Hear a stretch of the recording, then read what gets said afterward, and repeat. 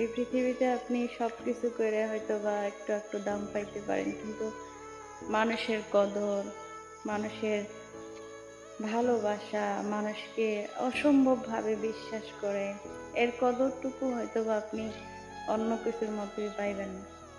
কারণ মানুষই একমাত্র প্রাণী যে কিনা খুব সুন্দরভাবে মানুষের সঙ্গেই নেমখারামি করতে পারে।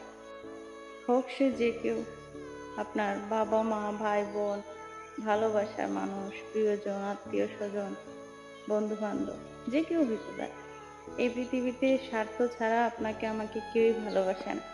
প্রতিটা ভালোবাসার পিছনে এক একটা স্বার্থ লুকিয়ে থাকে, যেটা হাইড করা থাকে প্রথম দিকে, হয়তো আপনি আমি বুঝি না। আর এই জন্য বলি, যাকে যতটুকু ভালোবাসা দেওয়ার দরকার, যতটুকু সম্মান সে পাইবার দরকার, ঠিক ততটুকুই করে। অতিরিক্ত শব্দটা যেন না হয়, কেননা অতিরিক্ত হয়ে গেলেই আপনি ঠকে গেলেন।